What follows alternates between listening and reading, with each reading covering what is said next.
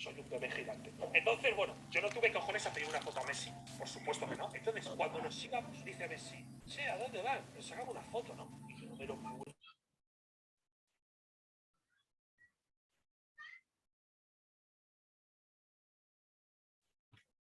Hola, buenas tardes.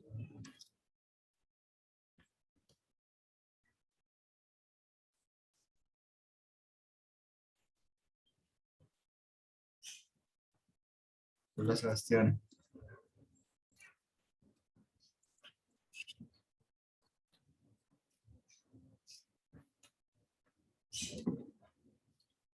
Hola, Joan. Hola, Paula, ¿cómo estás?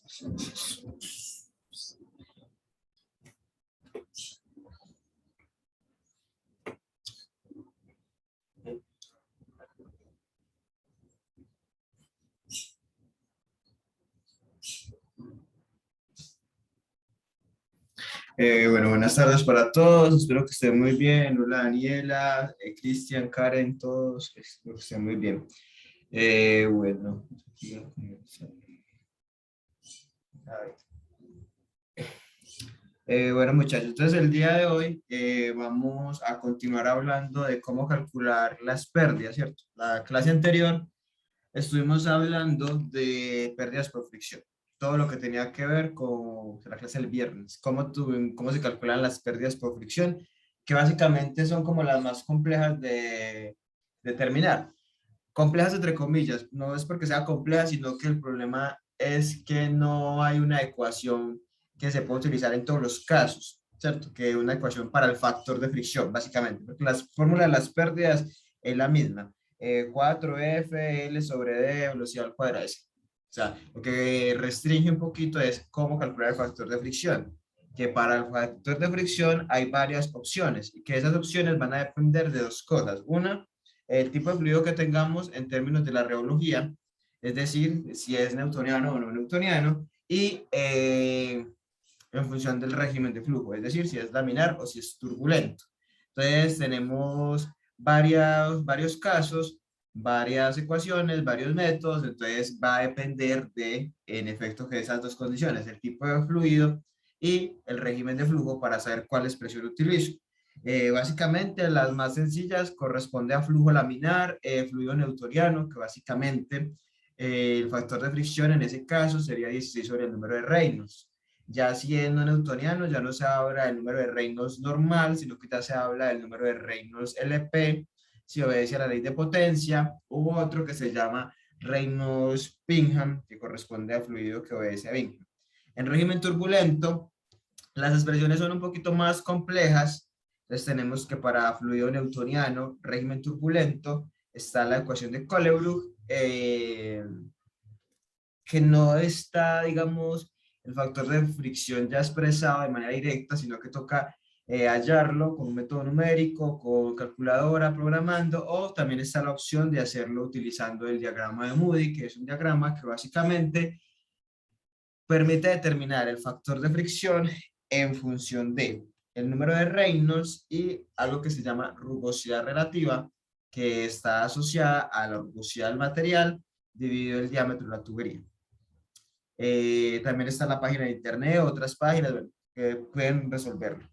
Y para fluidos no newtonianos, pues también hay expresiones para determinar ese factor de fricción en función, si es un fluido no newtoniano ley de potencia o si obedece al plástico de Bingham, que es como los dos tipos de fluidos no newtonianos más comunes. Entonces, ese es como el asunto con las pérdidas por fricción, que oficialmente no hay una forma que aplique para todos los casos para determinar el respectivo factor, sino que toca tener en cuenta entonces esos dos criterios, el tipo de fluido y el régimen de flujo, ¿cierto?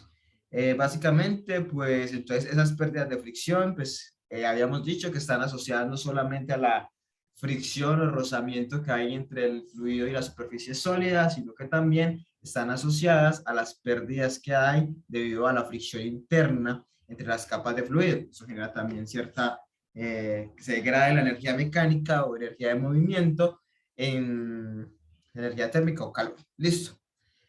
Nos queda pendiente evaluar las otras pérdidas. Ya hemos hablado pues entonces que hay dos tipos de pérdidas, las que están asociadas a fricción, que tienen como sinónimo fricción, pérdidas por tubería recta, pérdidas mayores, que son las más significativas, y también están entonces las otras pérdidas que corresponden a los accesorios, que básicamente son pérdidas por fricción, solo que ya a los accesorios se les ha asignado cierta pérdida en un parámetro que se llama coeficiente de pérdida. Entonces ya se sabe cuánto, digamos, genera, cuántas pérdidas genera un codo, eso. Pero básicamente están asociadas también a en parte a la fricción, cuando el fluido pasa por el accesorio, la turbulencia que se genera, el roce con el mismo accesorio.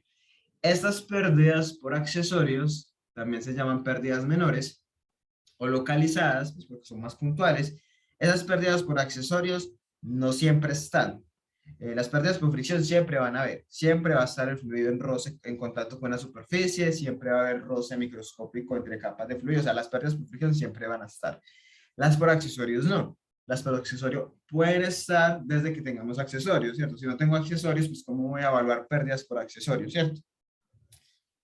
Y tiene la ventaja, estas sí son más fáciles de determinar, de que independientemente del tipo de fluido e independientemente del régimen de flujo, ya la fórmula está.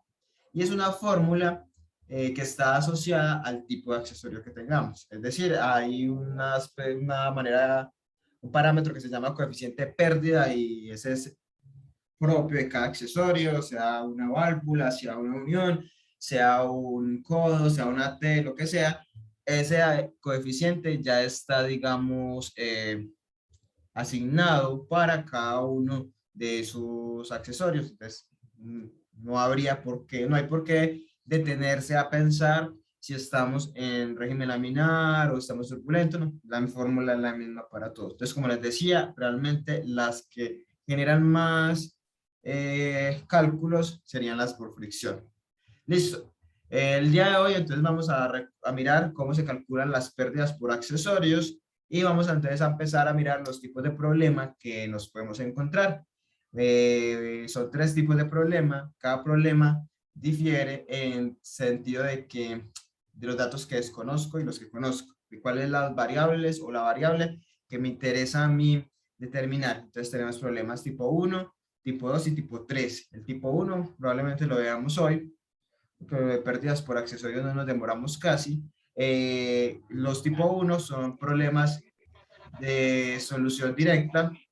Estos fluidos, estos problemas, problemas de solución directa tienen, pues son más fáciles de resolver que, por ejemplo, los tipo 2 y tipo 3, que en esos tipo 2 y tipo 3 sí hay, digamos, mayor, eh, dif- mayores cálculos, no dificultades, sino mayores cálculos porque son problemas que necesitamos hacer un proceso iterativo para poder darle solución. Listo, pero tampoco es que sea súper difícil, es simplemente saber, digamos, plantear bien lo que corresponde a pérdidas, lo que corresponde a datos conocidos, desconocidos y todo eso. Listo, pero entonces no sé si tengan alguna pregunta o si no, para que entonces revisemos la fórmula, cómo se puede, o la forma como se pueden determinar estas pérdidas que les estaba diciendo, pérdidas por accesorios.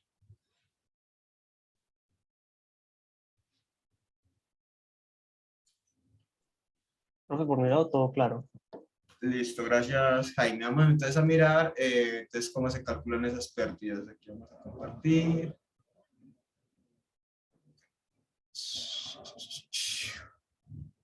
Listo.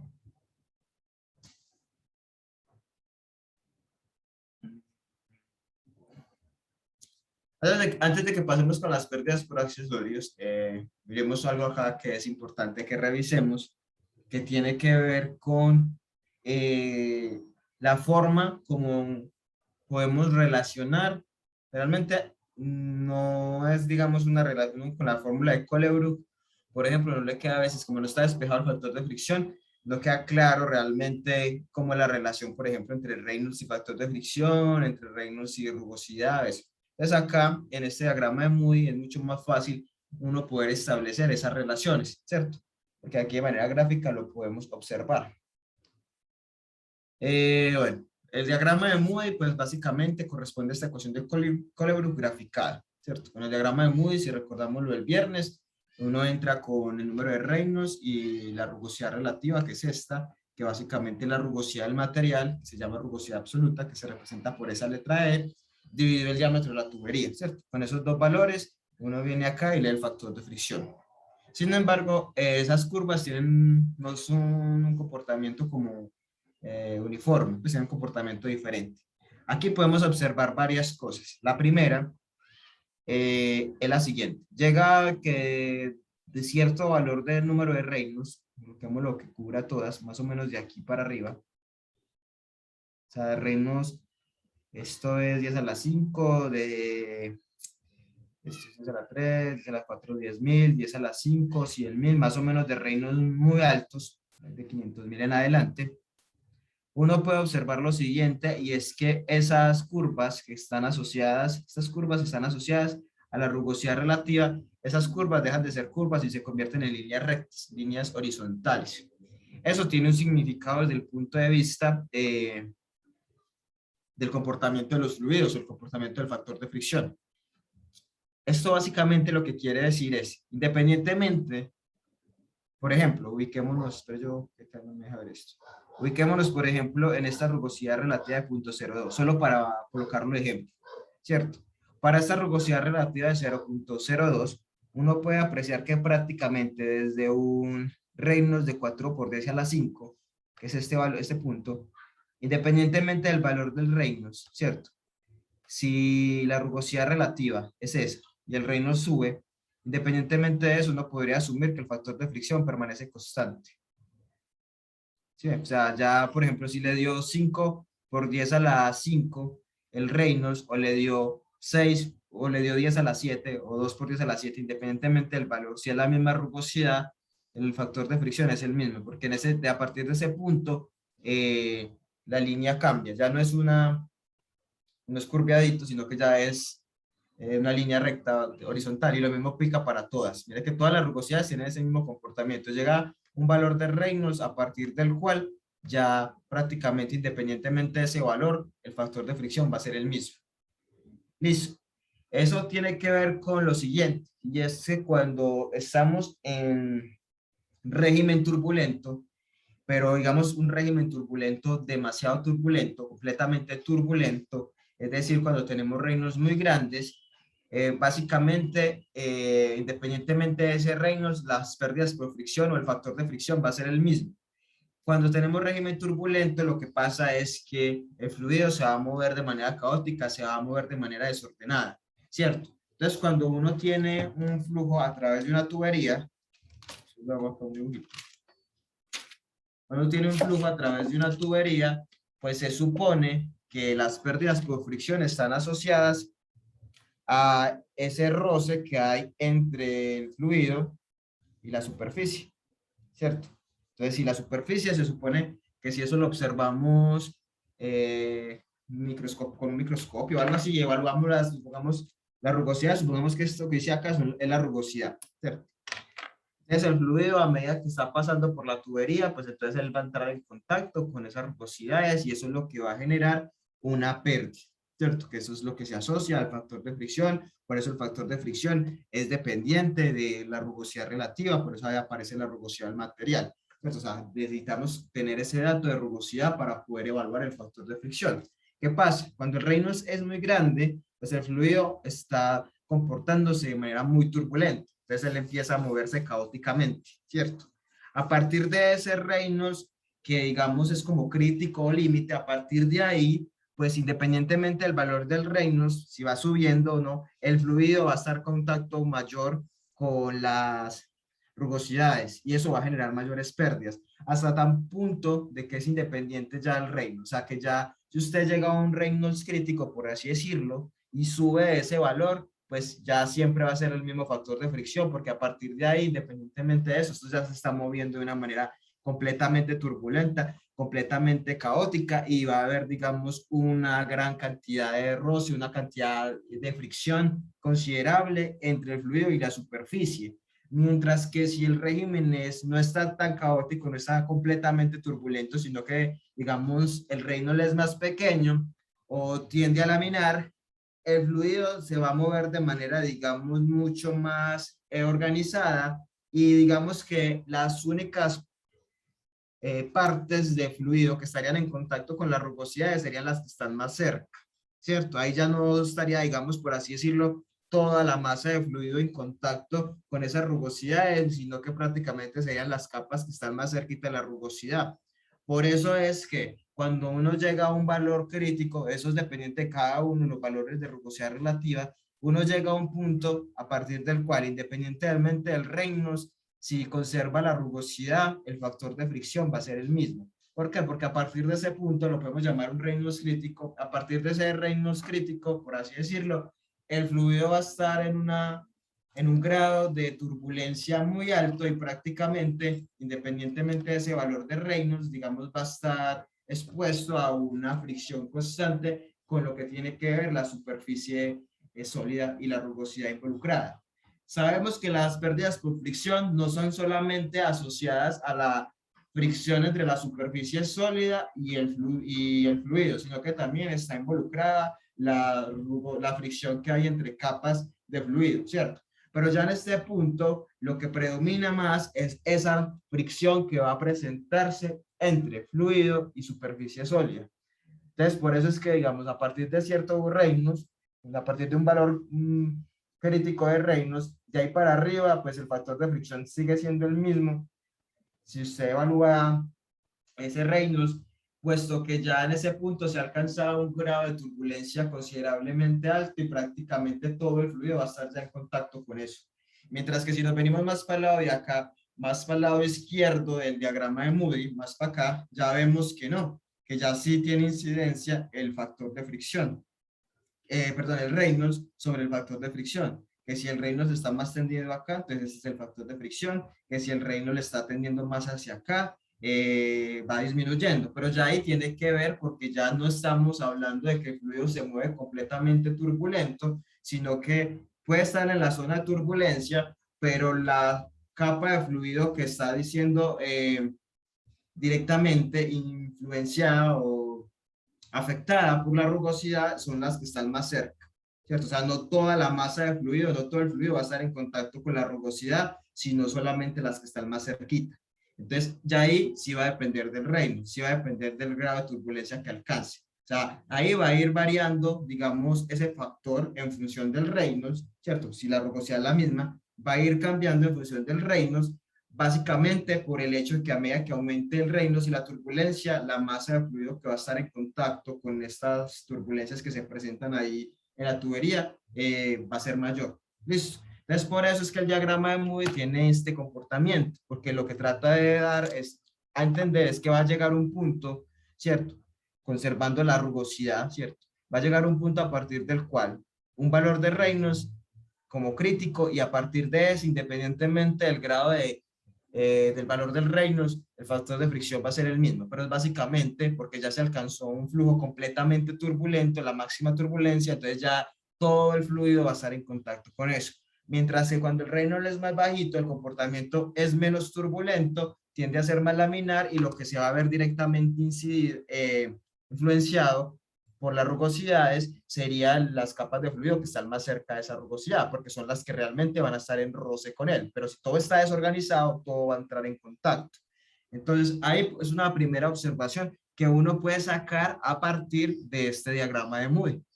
La otra cosa también puede ser, bueno, supongamos que tenemos Reynolds constante. O sea, aquí estábamos hablando de, tengamos una rugosidad relativa constante, ¿cierto?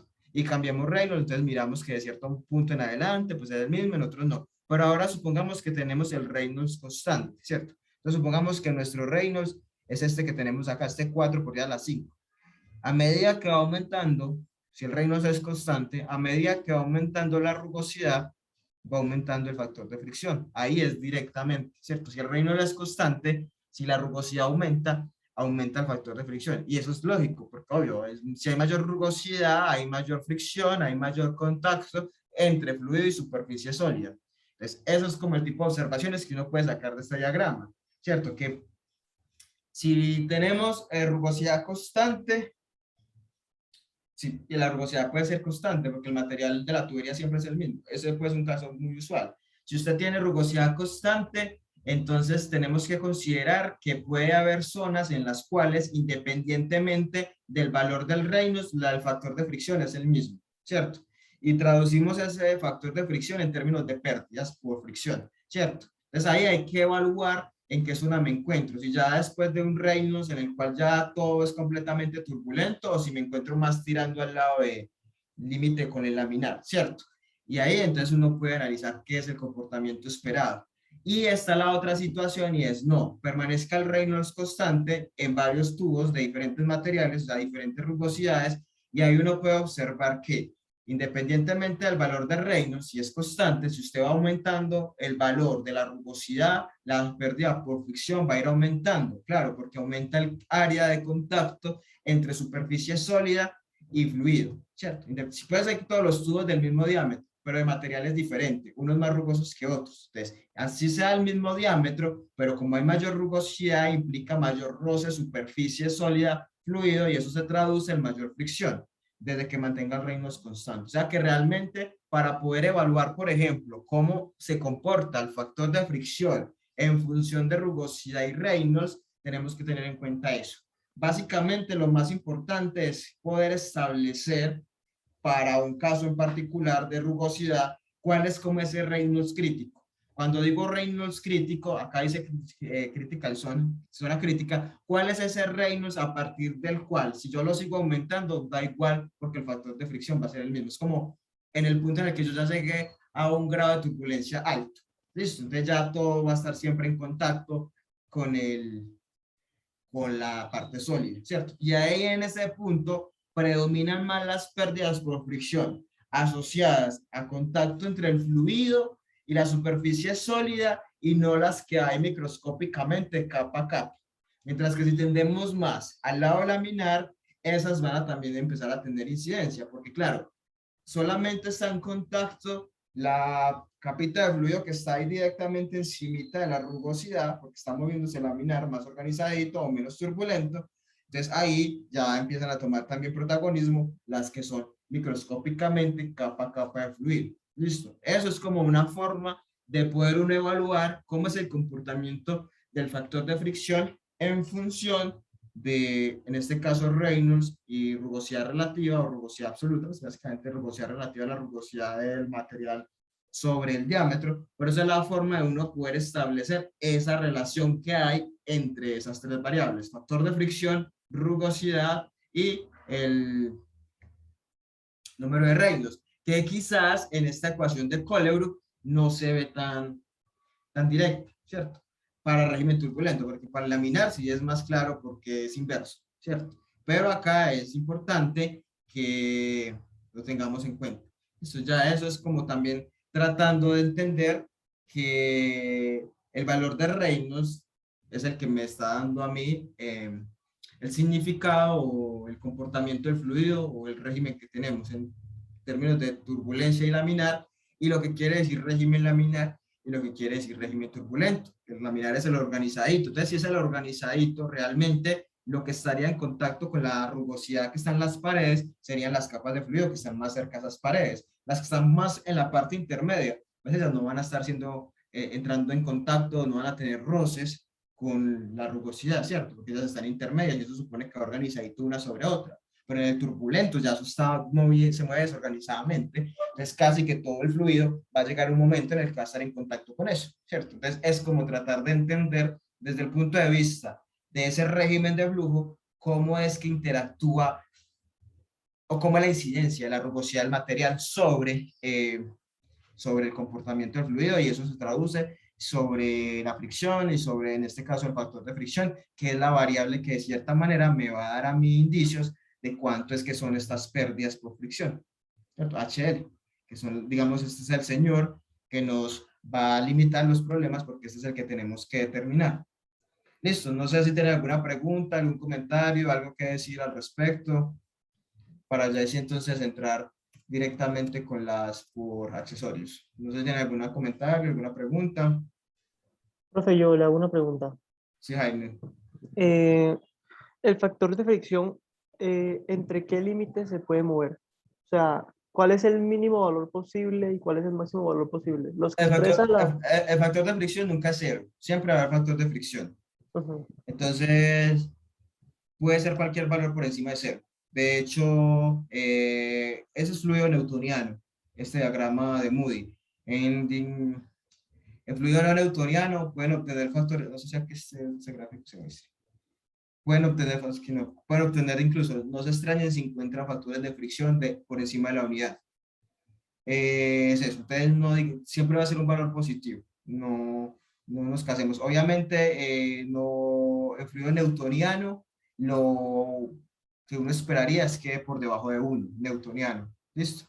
En fluido newtoniano, puede por debajo de 1 y sí, pues por encima de 0, porque puede que sea un fluido poco viscoso o algo así, a eso, pero valor positivo y el newtoniano que esté, digamos,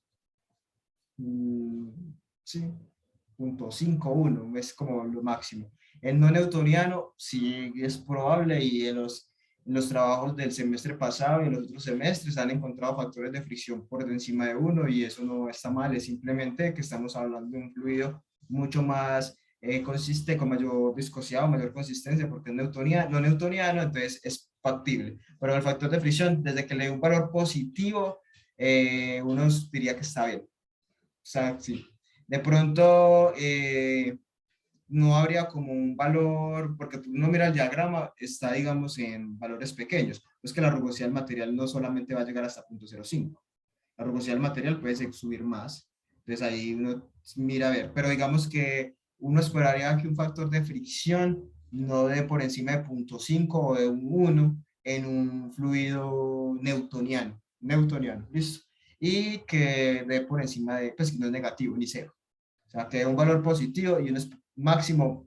Entonces es que no es como para que sea una regla, pero que sea un valor más o menos 0,5 de ahí para arriba. Tendría que ser que sea un fluido extremadamente viscoso para decir que esas pérdidas son tan grandes y que la rugosidad del material sea muy alta. Y bueno, puede ser que la rugosidad del material sea alta dependiendo del tipo de material, pero eso sí. Y el no newtoniano, ahí sí ya no me atrevería a decir que sea uno, eso puede dar valores altos, porque ya igual ese tipo de fluido tiene un comportamiento diferente y digamos que esa fricción o esas pérdidas por fricción pues van a estar también condicionadas por los parámetros reológicos. Entonces, sí, no se sorprendan si en el proyecto, por ejemplo, les da un factor de fricción que esté por encima de 1, no es que esté mal, es básicamente porque ese tipo de fluidos tienden a tener una consistencia mucho más espesa, mucho más viscoso, entre comillas, como pasa, por ejemplo, en los purés son muy viscosos. Entonces, eso también se traduce en una mayor pérdida y esa pérdida por fricción, tenemos que el factor de fricción es el que es un indicador. Entonces, ahí, profe, me dio el factor de fricción 2. Eso está malo. Es que, como siempre en clase, el factor de fricción nos da pequeñito, pero es que estamos hablando de otro tipo de fluido. Listo. En newtonianos, pues como digamos, uno ya más o menos maneja los rangos de viscosidades y las rugosidades de los materiales, pues ya están fijas. No esperaría yo factores de fricción por encima de 0,5 o 1. Pues digamos, pongámosle 1, pues ahí. Pero bueno, hay casos y sobre el papel todo puede dar, pero ya en la práctica no. Eso. No Entiendo. sé no sé si tienen más preguntas, más comentarios. Eso sí, negativo nunca. Si le dio negativo el factor de fricción iterando, o está mala la iteración o tiene algo malo. Pues Eh, pregunto si, o sea, pregunto por el límite máximo, pues por lo que, pues no, de hecho para yo quedar, uno no coloca un límite máximo en la iteración, uno lo que coloca es un valor semilla. Lo único es que no lee negativo. claro. No, no, o sea, lo que me refería es, o sea, te cambio la pregunta. ¿Qué tan factible es de que el factor de fricción me dé 10, por ejemplo? Dependiendo del tipo de fluido. Si es un fluido no newtoniano, le creo. Si es un fluido newtoniano, no le creo. Entendido.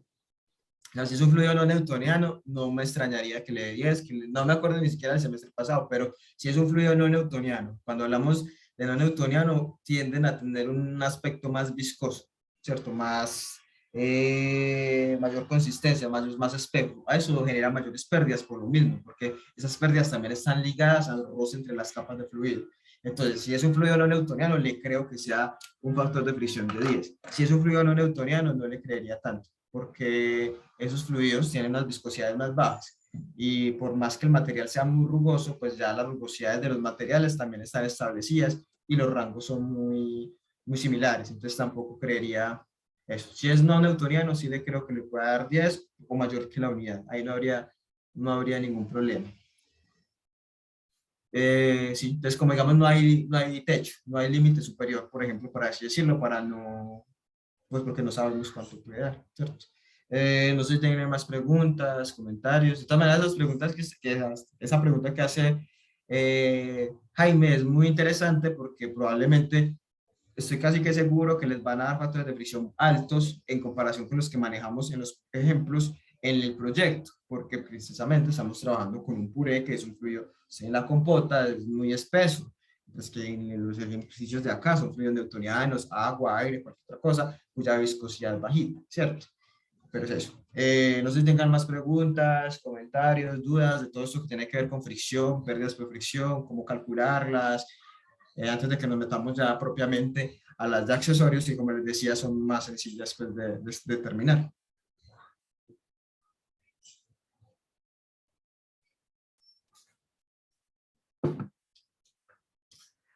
Listo, entonces vamos a hablar ahora de las pérdidas por accesorios. Como les decía, las pérdidas por accesorios son más fáciles de determinar. Entonces las pérdidas por accesorios básicamente se calculan así. Esta sumatoria equivale a la sumatoria de este señor que se llama el coeficiente de pérdida. Ahí, este coeficiente de pérdida es un valor que ya está tabulado para todos los accesorios. Dice sumatoria porque usted suma todos los accesorios que tenga. Tengo 20 codos, entonces tengo que sumar los 20 codos, o sea, sería 20 veces el K de los codos, ¿cierto? Si es un mismo codo, pues un mismo tipo de codo. Tengo 5 válvulas, 20 codos, 10 uniones, entonces tengo que sumar todos los accesorios que tengo. Por eso es importante que usted antes de hacer cualquier cálculo de diámetro, bueno, de diámetro no necesariamente, pero cualquier cálculo que vaya a hacer, usted ya sepa cuántos accesorios tiene y de qué tipo. ¿Por qué? Porque eso le va a usted a condicionar estas pérdidas, porque en estas pérdidas tengo que sumar todos los accesorios y válvulas que están presentes entre el punto 1 y el punto 2, en el cual estoy haciendo mi respectivo balance de energía, ¿cierto? Entonces ahí deben tener en cuenta eso, que para poder determinar las pérdidas por accesorios, usted debe tener ya claridad de cuáles son los accesorios que tiene, ¿cierto? ¿De qué tipo y cuántos? Ah, tengo 2 codos de 90, entonces 2 veces cada un codo de 90. Tengo 3 codos de 45, 3 codos de 45. Ah, que son bridados o que son roscados. Eso ya está reportado, esa es la ventaja, que en esta tabla y en otras que ya les envié, ahora si quieren las miramos, ya están reportados esos valores de K para cada uno de los accesorios. Y eso es independiente del régimen de flujo y es independiente del flujo de tipo de fluido newtoniano o no newtoniano. Pues acá no hay problema. Aquí el único problema que usted tiene es saber cuántos y de qué tipo son sus accesorios y válvulas.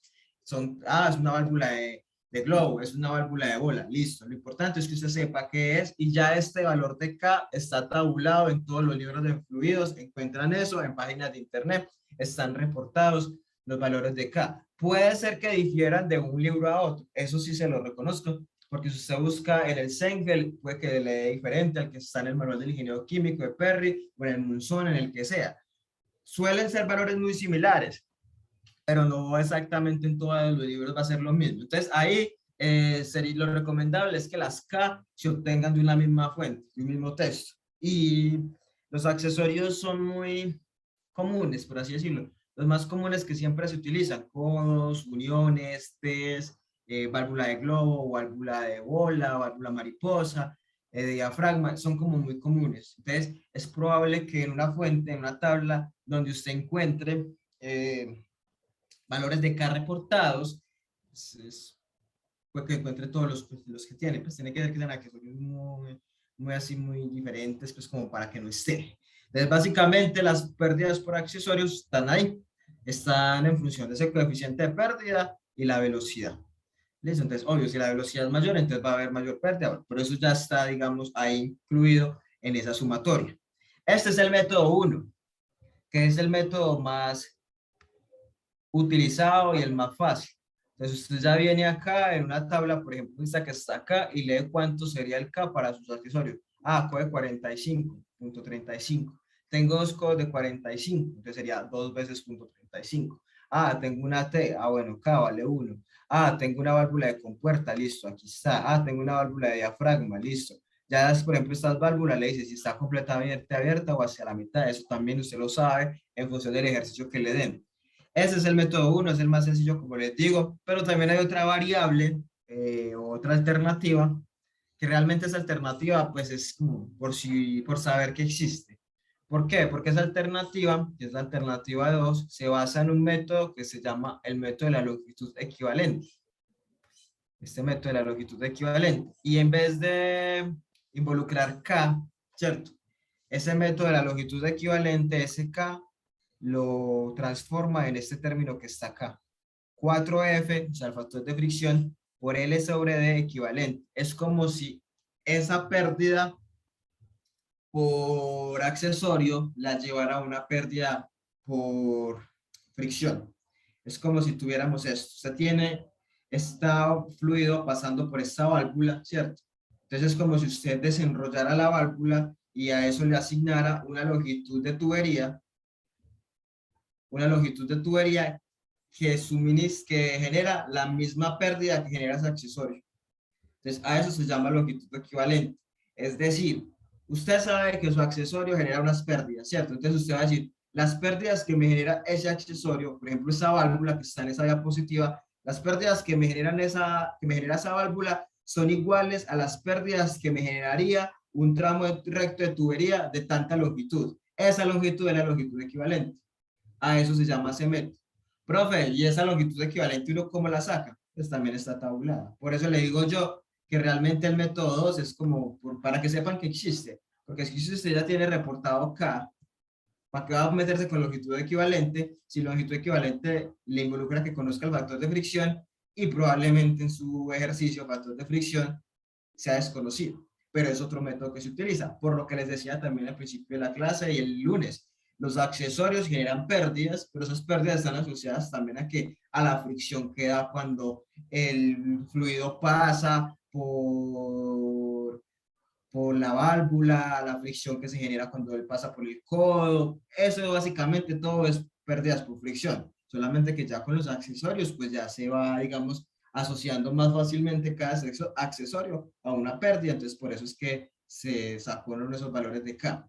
Entonces, es básicamente las dos formas que hay. Como les digo, la fórmula 1 es la más práctica. Ahí simplemente con los valores de K los reemplazo. Hay muchas fuentes donde puedo sacar esos valores de K, no hay ningún problema. La forma de la longitud equivalente, claro, es una forma que sirve, es una forma válida, solamente que lo que indica eso de longitud equivalente, recuerden que los exámenes tienen también parte de teoría, entonces, ¿qué significa lo que sea longitud equivalente? Es básicamente a un accesorio lo asocio con una longitud de tubería recta que generaría las mismas pérdidas. Eso es lo que significa eso. Y las convierto de cierta manera en unas pérdidas por fricción porque tengo que involucrarle el factor de fricción. El codo genera pérdidas. Entonces es como si usted dijera, este codo me genera 10, digamos algo así, unas pérdidas de 10. Entonces yo digo, bueno, entonces la longitud equivalente correspondería a la longitud de tubería del mismo diámetro de ese codo que generaría las mismas pérdidas. A eso hace alusión longitud equivalente. Entonces, básicamente es eso. Con esta fórmula la podemos calcular cualquiera de los dos métodos. Como les digo, no hay problema si lo hacen con longitud equivalente. Como les digo, sería ya si usted conoce el factor de fricción, que ese ya sabemos que sí hay que tener en cuenta el régimen de flujo, el Reynolds, el tipo de fluido para poder saber ese factor de fricción, pero independientemente, tanto L sobre D, longitud equivalente, como K están tabulados, entonces tampoco es que, bueno, aquí está. Ah, para un codo de 45, si lo hacemos con la fórmula de K, sería .35 la K, si lo hacemos con longitud equivalente, la longitud equivalente sería 17. ¿Cierto? Entonces ya está tabulado, así que acá el meollo es que de pronto no tengamos cómo calcular todavía el factor, entonces terminamos como con más incógnitas de la cuenta o todavía no podemos expresar esas pérdidas, mientras que acá, si ya tiene la velocidad, pues si ya tiene las K, pues ya podríamos saber cuántas serían nuestras pérdidas. Acá de pronto nos encartamos con este factor de fricción, que puede que lo conozcamos, pero no lo hayamos calculado, entonces nos toca ir a calcularlo, o bueno, no lo tengamos, entonces se nos vuelve de pronto más complejo a la hora de iterar o resolver el problema, mientras que acá quizás ya lo podemos sacar directamente. Pero es eso, es relacionar las pérdidas por accesorios con pérdidas por fricción, como tratando de decir, bueno, usted me genera tantas pérdidas, eso sería como, son las mismas pérdidas que me genera un tramo de tanto. Y usted no tiene que saber eso. Pues, ay, profe, ¿cómo yo sé un tramo de tanto? No, para eso está ya tabulado, como les digo. Casi todos los libros tienen casi todos los accesorios, los más comunes, tienen la K y la mayoría de los completicos también tienen la longitud equivalente para que usted lo haga con cualquiera de los dos métodos. Vamos a mirar entonces acá las tablas que hay para eso. Yo se las envié, es importante que las tengan a mano. Por ejemplo, esta es como el ejemplo de las diapositivas para mostrarles que eso está tabulado. Eso es del libro de Perry, pero está de pronto un poquito incompleta en comparación con las tablas de otros textos, ¿cierto? Como les digo, no necesariamente estas de Perry, estos K y estas longitudes equivalentes, no necesariamente van a ser los mismos valores que vamos a encontrar en Sengel, en Munson, en otro libro.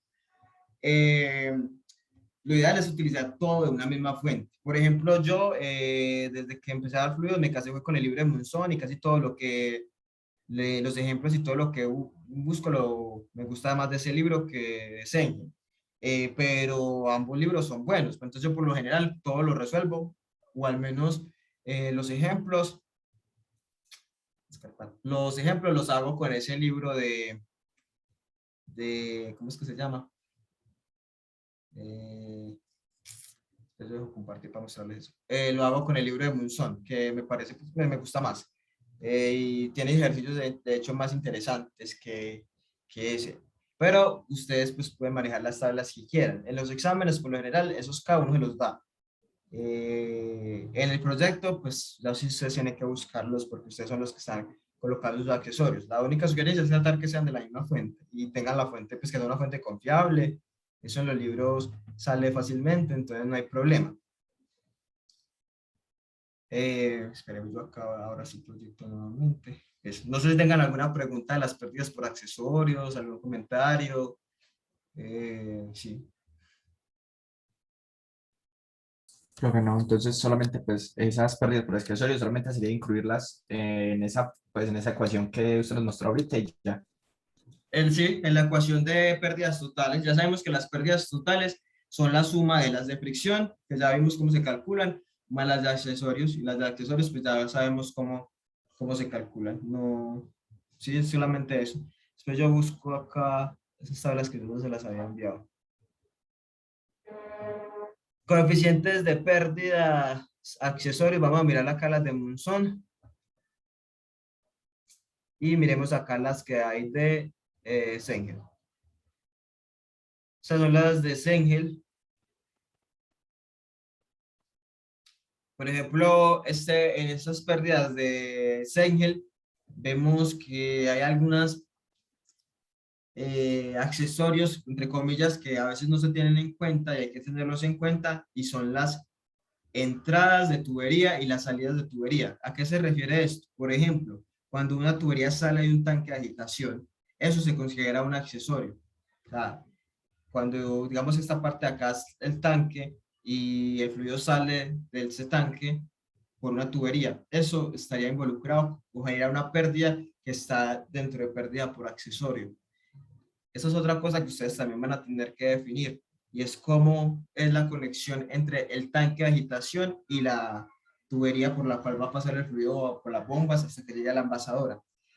Pueden ser de diferentes tipos. Se encuentran de este tipo que se llaman entrada reentrante, que es así, que o sea, una porción de la tubería penetra al interior del tanque. Puede ser esta que se llama borde agudo, y es que no penetra, mire que acá está entrando, acá no entra hasta el tanque, sino que forma un ángulo de 90 grados. Y está esta que se llama redondeada, que a diferencia de esta es así, un ángulo recto, acá es redondeada. Y cada una de ellas tiene un respectivo coeficiente de pérdida, que está acá. Mire que ahí la reentrada tiene un coeficiente de pérdida de 0.8, la de borde agudo de 0.5 y la ligeramente redondeada de 0.03, perdón. ¿A qué se debe eso? A la misma turbulencia y rozamiento que va a haber. Cuando el fluido va a entrar por acá, pues esta partecita que entró genera obstáculo, genera turbulencia, genera una perturbación que se traduce en mayor rozamiento, mayor fricción. Por eso este accesorio o este tipo de entrada corresponde a una mayor pérdida. En esta ya no está entrando, pero digamos el borde acá no es así redondeado que va a favorecer que el fluido salga, digamos, de menos turbulencia, con menos perturbación. Pues acá, pues por eso es que esta es más pequeña que esta, porque nos evitamos, digamos, esta generación acá de turbulencia o de mayor roce con otra superficie. Pero acá, digamos, puede que esta salida sea un poquito brusca, por ser así un ángulo recto. Entonces acá si es redondeado, yo no me acuerdo si... bueno, aquí lo muestra más, claro. Cómo sería como la trayectoria que sigue el fluido. Entonces eso genera mayores pérdidas. Por eso es que aquí vemos esa diferencia. Entonces este es un tipo de accesorio que no suele estar listado, ¿cierto? Uno no ve eso en la lista, por ejemplo, de Perry que estaba en las diapositivas, pero que se debe considerar. Entonces por eso está esta, por ejemplo, de Sanger, como el Perry y los otros no está, pues nos toca utilizar esta, ¿cierto? Pero para que ustedes tengan en cuenta que eso también corresponde a un accesorio, entre comillas, o que genera pérdidas que están metidas en esa categoría de accesorios. Tanto cuando el fluido sale, digamos, del tanque o de donde lo tengo a la tubería, o sea, cuando entra a la tubería, o cuando sale. Aquí está el caso contrario de los de arriba. Viene por una tubería y ya va a llegar al tanque, ¿cierto? Aquí está. A la envasadora, por ejemplo. Acá, cuando es borde agudo, va a entrar acá. Cuando es redondeado, lo mismo. Entonces, aplica para ambos casos. Cuando está, digamos, asociado a tu fluido entrando a tubería o fluido dejando la tubería y entrando, digamos, a un tanque, a un agitador, a otro lugar, a otro espacio. No como unión tubería ni nada, sino es cuando ya, digamos, él está entrando a la tubería desde un tanque o de un tanque, un reactor, lo que sea, y lo mismo cuando está, digamos, dejando la tubería y ya entrando, o sea, en esos dos sentidos, ahí está. Acá no está, digamos, reportado acá ya está el valor de KL, pues hay unas restricciones. Acá está en función de un alfa. Mire que acá dice alfa. Y acá dice ese alfa. Y ese alfa depende del tipo de flujo. O sea, independientemente de cuál sea el tipo de salida, para hacer saber cuánto vale esta pérdida, tengo que tener en cuenta que si es flujo laminar, ese alfa es 2, independientemente de cualquiera de las tres que sean. Y si es turbulento, es 1. Es eso. O sea, aquí está, ¿cómo es que se llama? Este coeficiente de pérdida para cuando sale la tubería y entra al tanque, ya no está tan ligado como a la geometría como tal de la entrada o salida, esta salida, sino que ya va a depender es del tipo de flujo que tengamos, ¿cierto? Ya ahí es eso. También eso aplica, acá está, cuando tenemos contracciones, esos son otro tipo de accesorios que de pronto no están tan listados en muchos, que es cuando tenemos expansiones y contracciones. Quizás en el proyecto no vamos a tener eso porque todo lo vamos a trabajar al mismo diámetro, pero en otro tipo de problemas o en otro tipo de diseños sí tenemos que tener, por ejemplo, expansiones, o sea, que el diámetro de la tubería aumente, ¿cierto? Es diferente si usted tener una unión, que en una unión usted conserva el diámetro. Usted está uniendo extremos de tubería del mismo diámetro, ¿cierto? Porque no se lo venden de un tamaño que usted quiere. A una expansión o una contracción que implica que el diámetro de la tubería cambia, ¿cierto? Si estamos hablando de una expansión, estamos diciendo que el diámetro aumentó. Estamos hablando de una contracción, estamos diciendo que el diámetro disminuyó. Entonces, hay diferentes tipos de expansiones y diferentes tipos de contracciones. Están estas dos que se llaman expansión repentina y contracción repentina. Quiere decir que el cambio de diámetro fue de una, mire, como está acá, de una venía con un diámetro más pequeñito y de una subió el diámetro acá a D mayúscula, que de una aumenté el diámetro, y acá está al contrario en la contracción, venía con un diámetro más grande, de D mayúscula, y de una contraje el diámetro a un D minúscula, sin digamos hacer como una especie amortiguamiento o hacerlo de manera gradual, sino que es de una, ¿cierto? Por eso se llama repentina. Esto genera mayores pérdidas, por ejemplo, este tipo de expansiones y contracciones de una repentinas, que por ejemplo, si lo hacemos acá, con estas que son graduales. Entonces, si lo hacemos poco a poco, voy, digamos, abriendo el diámetro de una manera más gradual, no de una, sino que poco a poco, o lo voy contrayendo. Esto genera mayores pérdidas, porque miren cómo sería como lo que pasa con el fluido. Experimenta cierta perturbación, cierta turbulencia, mayor roce con las paredes, esto va a generar una pérdida mayor de energía, ¿cierto? ¿Cómo se determina, por ejemplo, para este tipo de expansiones y contracciones repentinas, el coeficiente de pérdida con esta fórmula que está acá? 1 menos, perdón, esto es para la expansión. Para la expansión sería 1 menos la relación de los diámetros al cuadrado, todo eso elevado a la 2. Con eso ya sé cuánto es el coeficiente. O sea, esto es dependiente de qué, de cómo, de qué, cuánto usted lo expande el diámetro. Y para la contracción me baso en este grafiquito que está acá. O sea, pero ya es dependiendo de lo mismo, de la relación de los diámetros, vengo acá y leo cuánto sería el KL. Esta es para la contracción, la gráfica. Y esta fórmula es para la expansión. Listo. ¿Qué es importante acá? Las pérdidas por fricción tienen asociada la velocidad. Las pérdidas por accesorio también aparece esta velocidad. Igual eso lo vamos a ir viendo a medida que hagamos ejemplos o hagamos problemas. Esas pérdidas me subí. Aquí están. Estas pérdidas por fricción, por accesorios involucran la velocidad, ¿cierto? Entonces, por ejemplo, cuando no hay cambio de diámetro, pues la velocidad es la misma, entonces la velocidad por el codo, la velocidad por la válvula, lo que sea.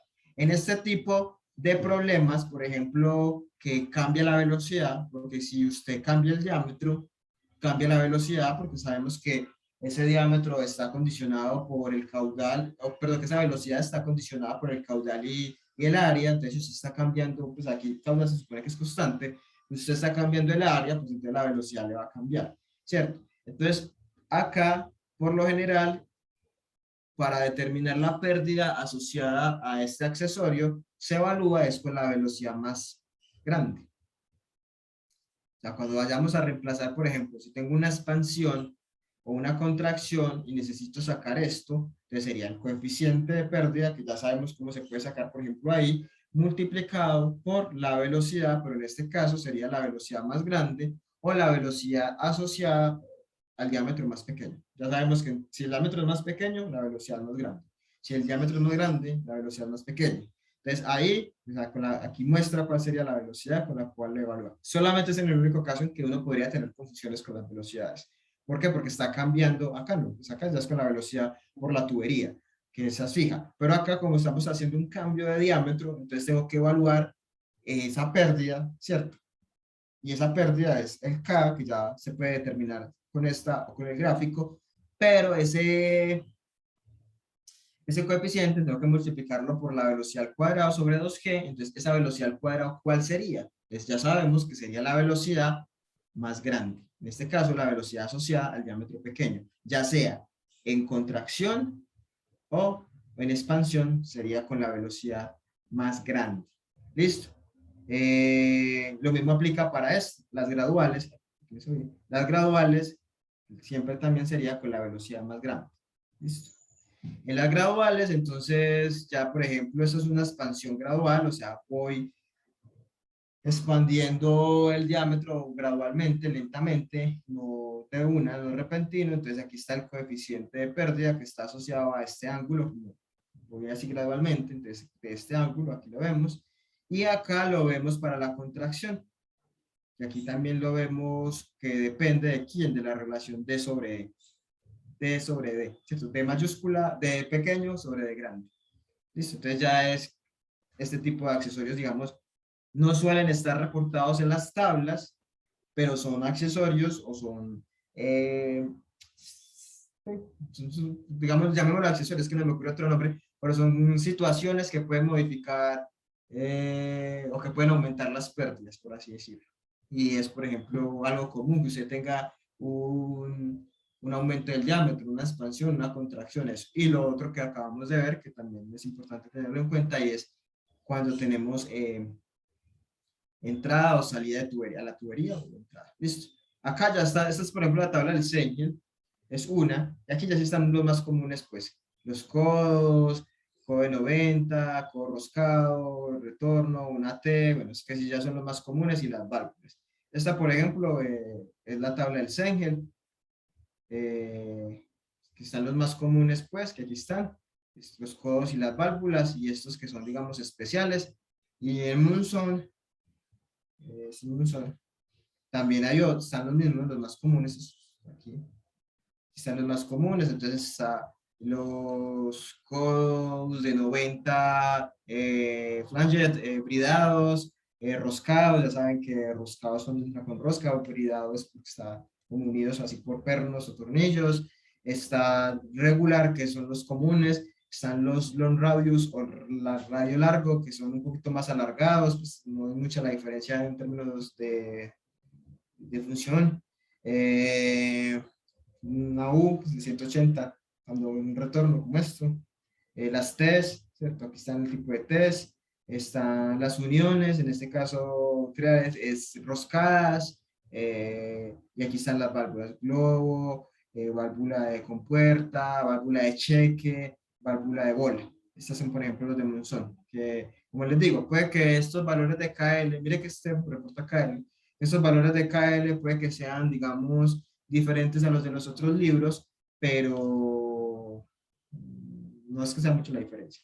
Lo recomendable, como les decía ahora, tratar de que todo lo tomen de una misma fuente, ¿cierto? Ya sea resolver los problemas o en el proyecto o algo así. Bueno, aquí están también son en los coeficientes de pérdidas para entradas y salidas. Aquí están. Lo mismo que estaban, los de ahora eran de Sengel, estos son de Munson.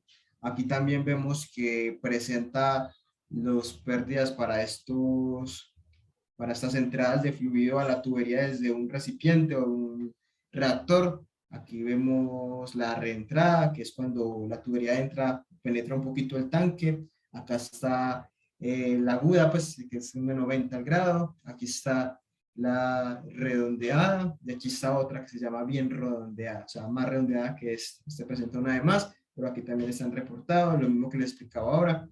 Esta genera mayor pérdida, aquí uno ve como lo que le toca hacer al fluido, ¿cierto? El fluido, el recorrido que tiene, y esto ya genera mayor pérdida, mayor fricción. Acá ya entra, digamos, puede exponerse a menos perturbación, y aquí en estas redondeadas es mucho mejor.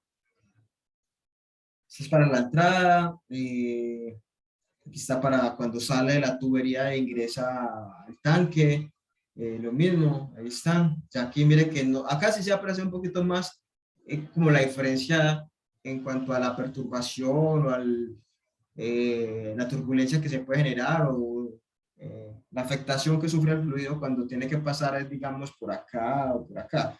Cuando es salida es casi es muy parecido. Mire que no es que sea así como tan relevante o sea tan diferente el hecho de que sea así reentrada o aguda o redondeada o bien redondeada. Por eso es que acá son tan parecidos, todos son uno, todos son el mismo valor. Entonces ahí ya no es como tanta la diferencia. Pero en el caso contrario, que es cuando ya está entrando al tubo desde el tanque, ahí sí vamos a ver que sí va a haber, digamos, mayor incidencia en función del tipo de entrada que tengamos, de punto 8, punto 5, punto 2, punto 004. Creo que son valores, sí, son similares a los de Munson, pero no creo que sean los mismos. Eso es Sengel, perdón, este es Sengel, el Munson es el anterior. Punto 8, punto 5, punto 03, miren que son diferentes. Para menos usted creo que el otro está a punto 004. Entonces, sí, son los mismos accesorios, pero digamos que si hay diferencia de una fuente a otra, por eso es que les digo que si van a tomarlo, pues tomen todos de la misma fuente, pero pues están reportados ahí. Listo. ¿Qué más hacia accesorios podemos hablar? No, yo creo que accesorios, pues básicamente con los accesorios lo que tenemos que tener en cuenta, entonces es, bueno, esos coeficientes de pérdida, pues ya sabemos que los podemos leer, que esos coeficientes de pérdida están tabulados, entonces es mucho más fácil, que eso es independiente del régimen de flujo, que sea laminar o turbulento, que es independiente del tipo de fluido en términos de si es newtoniano o no newtoniano. Listo, no sé si tengan alguna pregunta al respecto de las pérdidas o algo que mencionar, algo que no les haya quedado claro. Como yo les dije, ya todas esas tablas las tienen ustedes. No sé si tienen alguna duda o alguna pregunta. No, profe, todo claro. Listo, entonces ahora sí vamos a mirar los tipos de problemas que nos podemos enfrentar.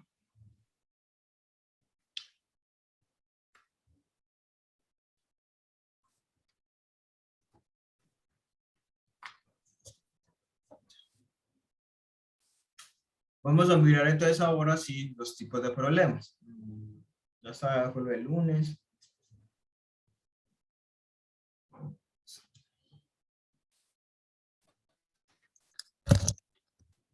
Bueno, entonces vamos a mirar, como les decía, qué tipos de problemas nos podemos encontrar en este caso, ¿cierto? Ya los problemas no van a ser, digamos, como tan fáciles como los que veníamos haciendo con el verbum ideal, puesto que acá vamos a tener diferentes variables que están involucradas y que son dependientes entre ellas, ¿cierto? Por ejemplo, en todas las ecuaciones de pérdidas aparece el factor de fricción relacionado con velocidad y con diámetro. En las pérdidas por accesorios aparece la velocidad. Entonces, si no conozco la velocidad, no las puedo determinar, ¿cierto? Entonces, vamos a ver que todo eso, digamos, puede llegar a generar problemas dependiendo de lo que conozca o lo que no conozca. Por eso es que algunos problemas, los tipo 2 y tipo 3, requieren que se hagan iteraciones, que no sea la solución directa. Es porque hay dependencia entre velocidad, diámetro y pérdidas. ¿Cierto? No solamente factores de fricción, sino también pérdidas por accesorios. Entonces, los problemas más comunes se pueden clasificar en 3 tipos, ¿cierto? Y yo puedo reconocer el tipo de problema haciendo como una especie de inventario de qué conozco y qué no conozco. Listo. Para eso tenemos que tener en cuenta 4 tipos de parámetros o variables que están involucrados en este tipo de situaciones. Unas que están relacionadas con las propiedades del fluido. Eso básicamente hace alusión a que usted sepa qué fluido es el que está transportando, ¿cierto? Y propiedades como la densidad y la viscosidad, usted sabe que son dependientes de la temperatura y la presión. Básicamente, estamos hablando de fluidos líquidos, son, digamos, influenciables eh, por la, por la temperatura. Entonces, cuando hablamos de las propiedades del fluido, es tener en cuenta las propiedades del fluido en función también de la temperatura. Eso. Está otro grupo de parámetros o variables que son características de la tubería, o sea, están asociadas a la tubería que tenemos. El diámetro, la longitud de esa tubería, el diámetro tiene incidencia sobre la velocidad, la longitud tiene incidencia sobre las pérdidas por fricción, la rugosidad, ¿cierto? Entonces usted tiene que saber eso. Hablamos de rugosidad, pero puede ser que usted conozca el material de la tubería, entonces usted sabe el material, puede ir a las tablas y buscar la rugosidad, pero es poder, digamos, que usted sepa esas características. La tercera categoría corresponde a condiciones de flujo. Cuando hablamos de las condiciones de flujo, hablamos de caudal o velocidad media, o sea, que usted conozca el caudal o que conozca la velocidad. ¿Listo? Y está una cuarta categoría que está asociada a pérdidas o el delta de P, la caída de presión, la diferencia de presiones entre un punto u otro. Esos son como, digamos, las cuatro grupos o 4 categorías de variables que podemos tener. Entonces, en función de esas variables, de esos parámetros, en función de lo que conozca y lo que no conozca, yo puedo clasificar los problemas en 3 tipos. Los tipo 1 son que usted conoce prácticamente casi todo. Que usted conozca las propiedades del fluido, o sea, sepa qué fluido es, su comportamiento reológico, newtoniano, no newtoniano, conozca su densidad, su viscosidad, si es un fluido no newtoniano, que conozca los parámetros reológicos, o sea, que usted tenga toda la información del fluido. A veces no se presenta esa información de manera puntual, de manera directa, o sea, no se presenta, digamos, esta es la viscosidad, esta es la densidad, no, simplemente se dice, su fluido es tal a tanta temperatura, entonces usted puede ir a una fuente externa y a consultarlo. pero mejor dicho, usted sabe o puede consultar esa información. O sea, no es una información de la cual usted no dispone, digamos que puede disponer de ella de manera directa o indirecta.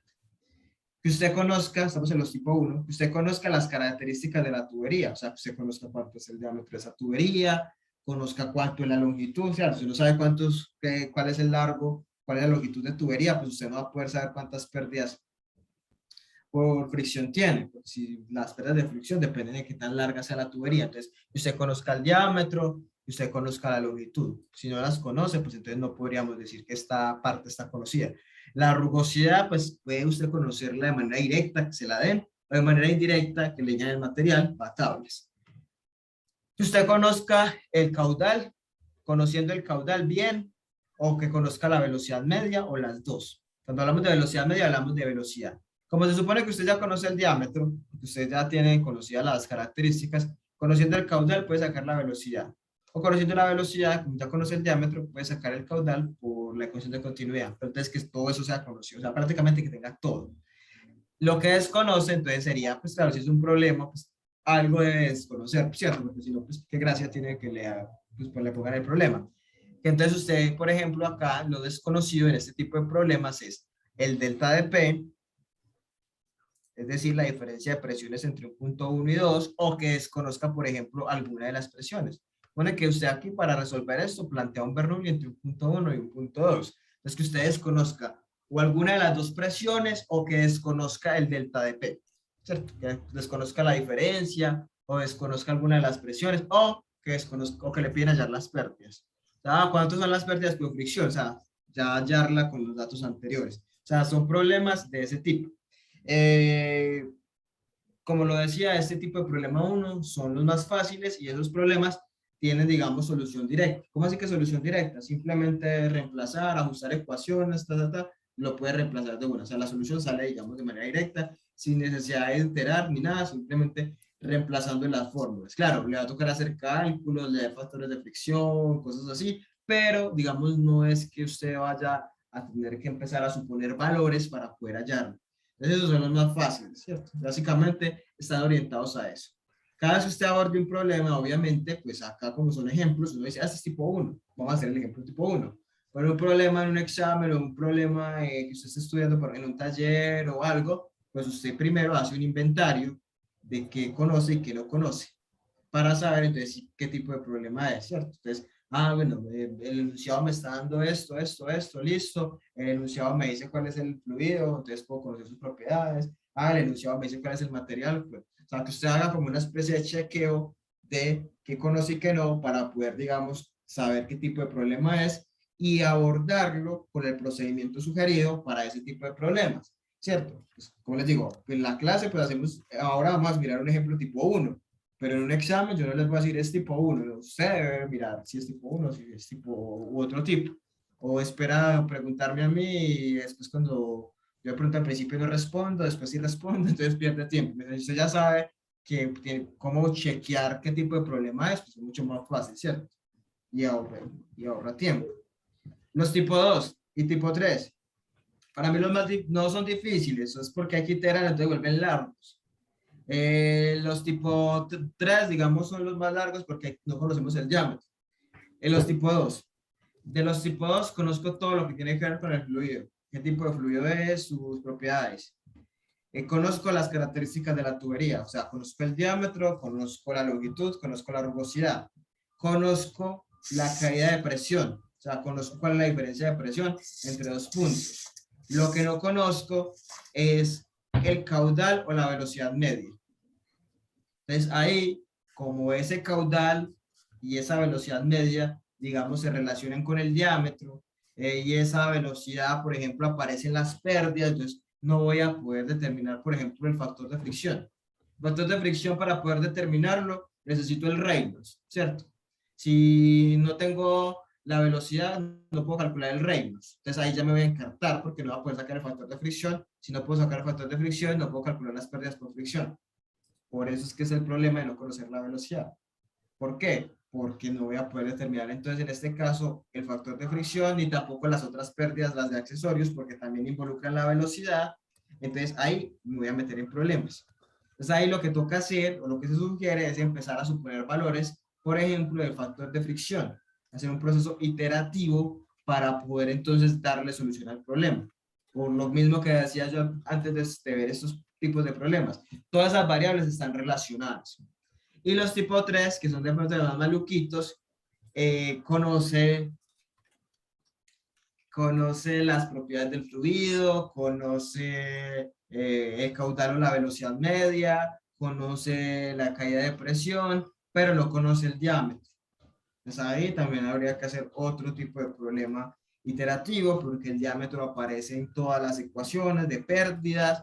Para poder leer el factor de fricción necesita la rugosidad relativa, y la rugosidad relativa es la rugosidad del material dividido el diámetro. No tengo diámetro, entonces ya empieza a haber problemas por la dependencia que hay entre esas variables. Entonces, lo primero que tenemos que hacer cada vez que abordemos un problema es leer detenidamente la información que nos están dando, ver qué información se nos está dando de manera directa, ¿cierto? Y qué otra información, por ejemplo, propiedades de fluido, rugosidad, qué otra información puedo sacar, digamos, de otra fuente externa, y tratar entonces de chequear qué desconozco, ¿cierto? Teniendo como base esto que está acá, pues para eso está ese cuadro, para que ustedes lo tengan como de base y sepan identificar qué tipo de problema es. Y cuando identifiquen ese tipo de problema, pues entonces ya puedan, digamos, abordarlo con el procedimiento sugerido que hay para cada uno. Hay un procedimiento sugerido paso a paso para cada tipo de problema, que uno en teoría esperaría que no hubiera como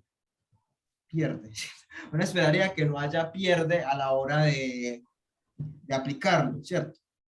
Todo depende también de que de usted qué tanto estudió y qué tanto se familiarizó con los pasos, ¿cierto? No es lo mismo usted llegar a seguir un paso a paso cuando ya hizo 2, 3, 4, 5 ejercicios donde los utilizó, donde ya vio detallitos de pronto que no están tan de manera directa, así usted llega y es la primera vez que se enfrenta a algo, ¿cierto? Es la primera vez que se enfrenta a un procedimiento.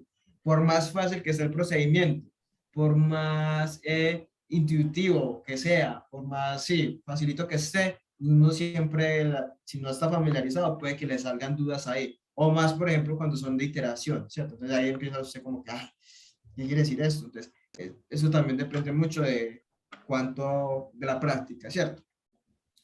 Entonces, ya podemos, digamos, que utilizar esto para poder identificar el tipo de problema que tenemos.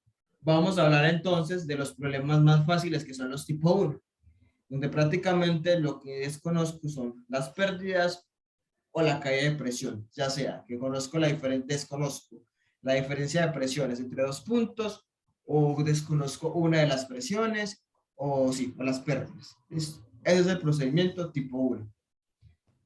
Como tal, entonces el objetivo de estos problemas tipo 1 es determinar la caída de presión o las pérdidas de energía. Es eso. Como decimos, estos son los más sencillos porque tienen, digamos, solución directa. ¿Qué se sugiere para este tipo de problemas? Pues para este tipo de problemas se sugiere seguir este paso a paso. El primero, identificar y plantear aquellas condiciones que permitan el desarrollo del problema. ¿Cómo así? El listado de suposiciones. Nosotros no podemos llegar a utilizar Bernoulli sin hacer un listado de suposiciones. No podemos llegar a suponer cosas, tenemos que dejarlo claro. Entonces, primero, evaluar si estamos en estado estable o estado transitorio. Ya sabemos que Bernoulli solo aplica para estado estable, sea Bernoulli el ideal o sea el Bernoulli modificado. Tenemos que estar en estado estable. Tenemos que tener en cuenta la naturaleza del fluido, si el fluido es newtoniano o no newtoniano, puesto que ya sabemos que por lo menos las pérdidas por fricción dependen de eso. Tenemos que dejar claro de que estamos bajo un flujo incompresible e isotérmico, porque eso es lo que requiere Bernoulli. Profe, pero es que eso es obvio, estamos evaluando Bernoulli, pues se debe cumplir Bernoulli, sí, pero usted sabe que no debe quedar escrito. Entonces es simplemente como darle respuesta a esto. ¿Estado estable o estado transitorio? Así nos lo diga. Si no dice nada que es transitorio, pues sabemos que es estado estable.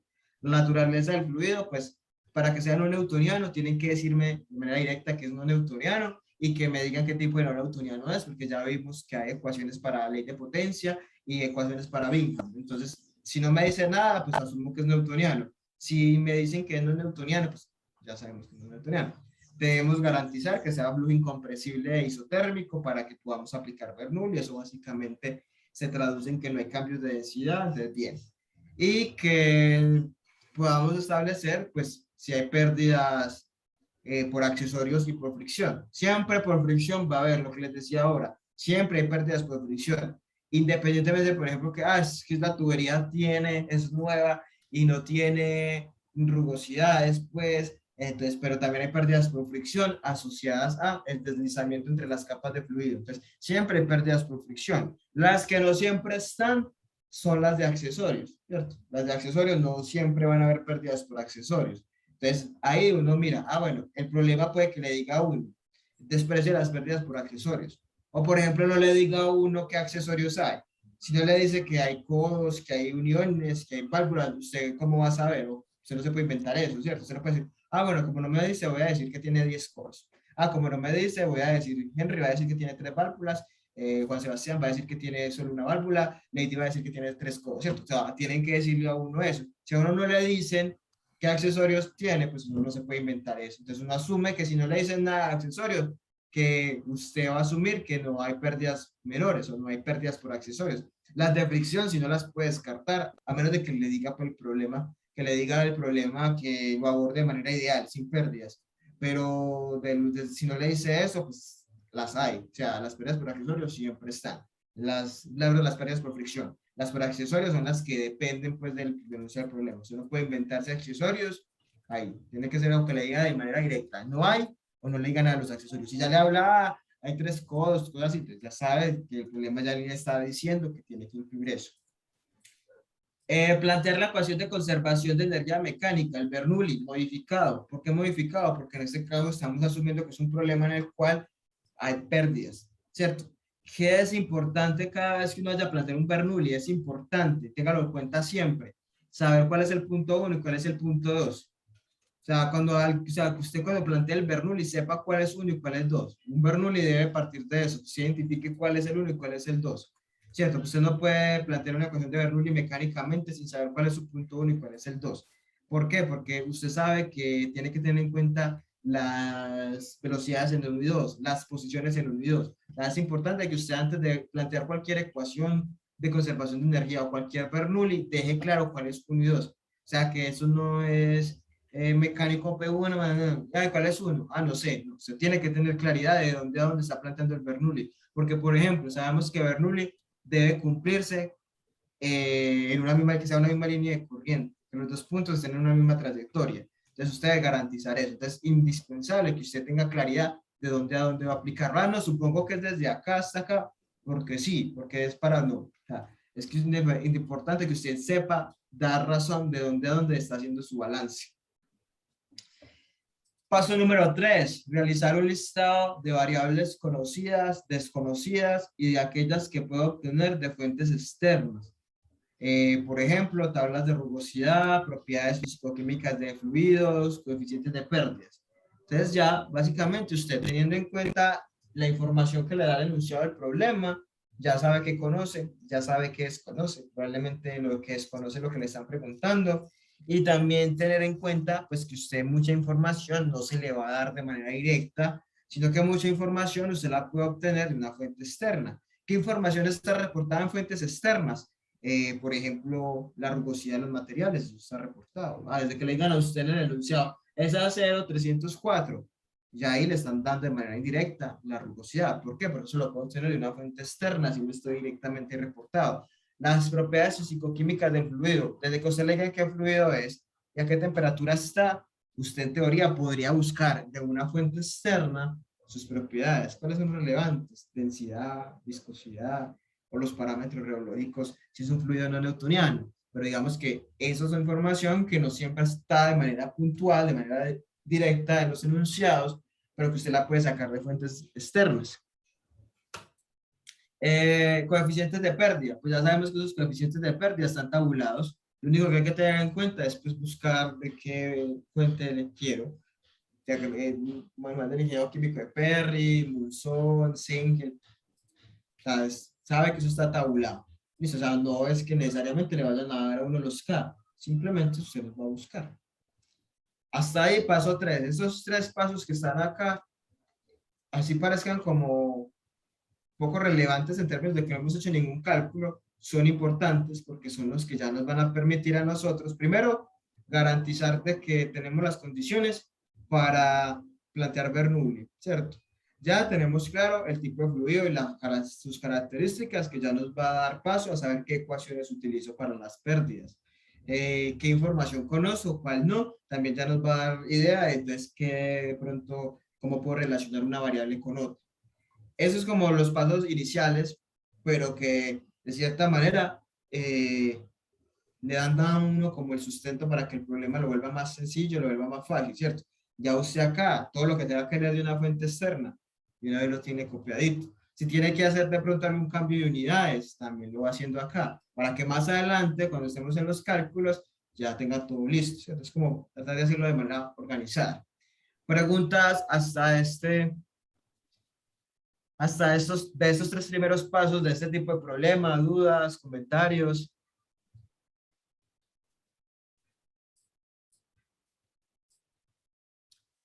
No, señor. Listo, vamos entonces con el paso número 4. El paso número 4 dice, determinar la velocidad de flujo con la ecuación de continuidad. Se supone que en este tipo de problemas la velocidad la tengo o el caudal, tengo cualquiera de los dos. Si tengo ya la velocidad, pues no es necesario hacer el paso, simplemente velocidad tanto. Si no tengo la velocidad de manera directa, por eso es que hacer el paso, porque para que usted conozca el caudal y usted conozca el diámetro, se supone que para que sea un problema tipo 1, usted debe conocer el diámetro, ¿cierto? Debe conocer el diámetro y conocer el caudal o la velocidad, ¿cierto? O las dos. Entonces se supone que este paso es en el caso tal de que no tengamos ya de entrada el valor de velocidad, entonces que lo tengamos que determinar. ¿Cómo lo determinamos? A partir de la ecuación de continuidad, es decir, la que dice que el caudal es igual a la velocidad por área. En este paso 4 es, en caso tal de que yo no tenga ya el valor puntual de velocidad, despéjelo de acá. Porque en teoría usted, si no conoce la velocidad de manera puntual, se supone que conocer el caudal, porque esa es una de las restricciones de este tipo de problemas, que conozca una de las dos o las dos. Y se supone que también debe conocer el diámetro, entonces también conocería el área. Entonces en este paso 4 es simplemente reemplazar, despejar velocidad, que sería caudal dividido el área. Y ya el área, pues estamos hablando que estos problemas son para el flujo a través de tuberías de sección circular, entonces sería pi por el pi R2, pi por el radio al cuadrado, o pi por el diámetro al cuadrado sobre 4. Entonces, un cálculo sencillo. De ahí empezamos entonces con los cálculos. Paso número 5, para que calcule la velocidad, ¿cierto? Para poder establecer el número de Reynolds. Aquí está.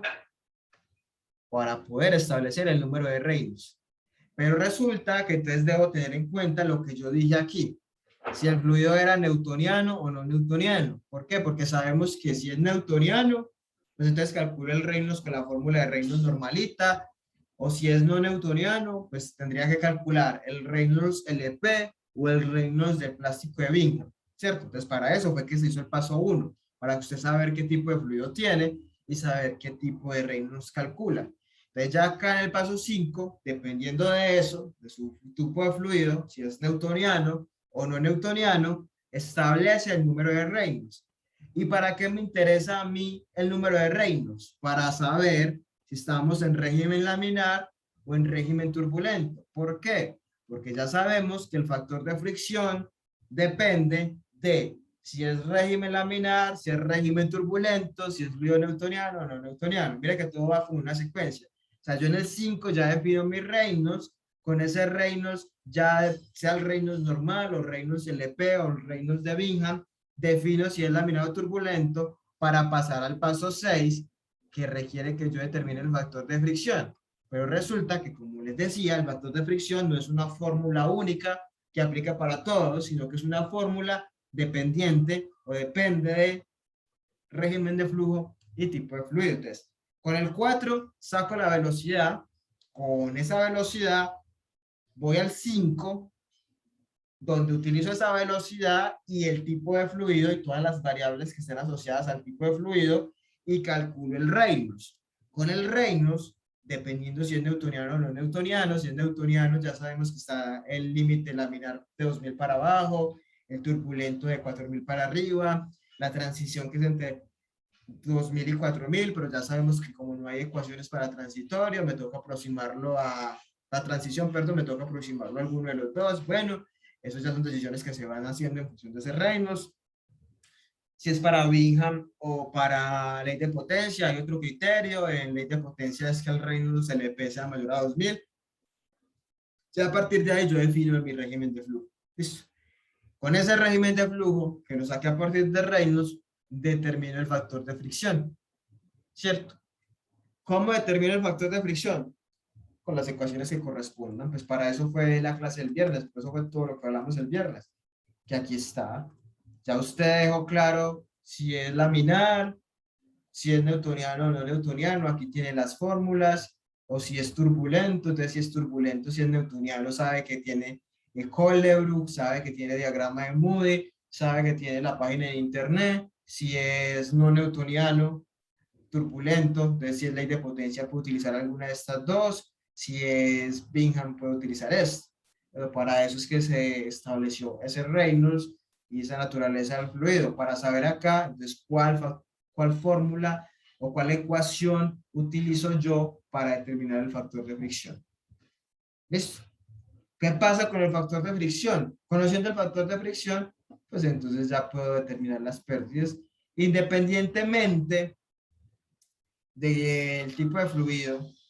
Las pérdidas son estas, pero ya, conociendo el factor de fricción, como se supone que usted ya sabe el largo de la tubería, como se supone que usted ya tiene el diámetro de la tubería, como se supone que usted ya tiene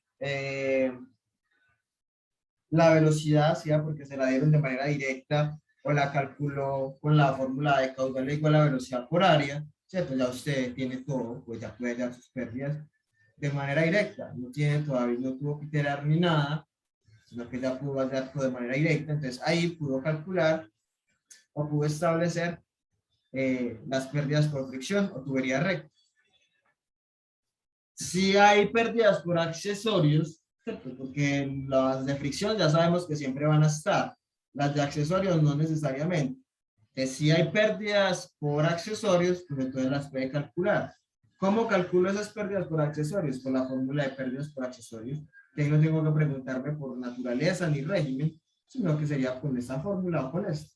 ¿De dónde la saco? La K, ya sabemos que son las K de los accesorios, que ya sabemos que están en fuentes externas, y la velocidad que ya la tenemos, entonces ya podemos sacar esas pérdidas por accesorios. Ahí con las pérdidas de accesorios nunca hay problema, porque son directas, no hay que confundirse con el newtoniano, no newtoniano, laminar, turbulento, la fórmula es la misma, solo que hay que leerlas de alguna fuente en caso de que no me las den. Entonces ya calculo las pérdidas por accesorios. Ya tengo las por fricción, ya tengo por accesorios, pues entonces ya puedo sacar las pérdidas totales, que es la suma de esas dos. Si eso es lo que me están preguntando, porque en este tipo de problema es que me pregunten las pérdidas, si eso es lo que me están preguntando, hasta ahí llego.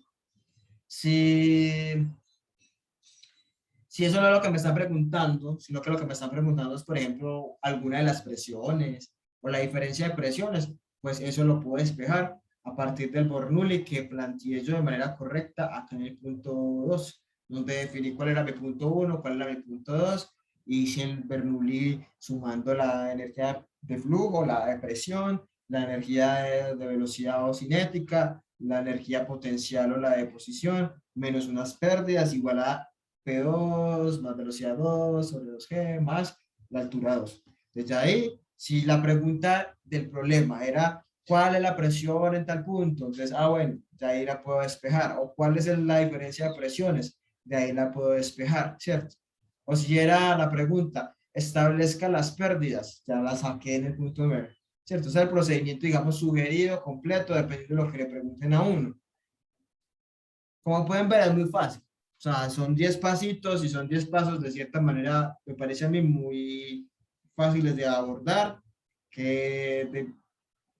son como muy secuenciales. Claro, si necesito hallar Reynolds, pues debía haber hallado la velocidad antes. Si necesité hallar factores de fricción, debo haber ya sabido el régimen en el que estaba, entonces que ya necesité hallar Reynolds. Si necesito hallar pérdidas por fricción, es porque ya tengo el factor. O sea, es como muy paso a paso, muy secuencial, como para que no haya mayor pérdida, ¿cierto?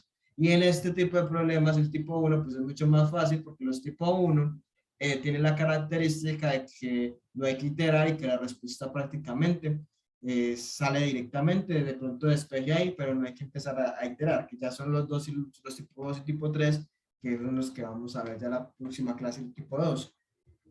Preguntas de alguno de estos pasos o este procedimiento sugerido para los problemas tipo 1.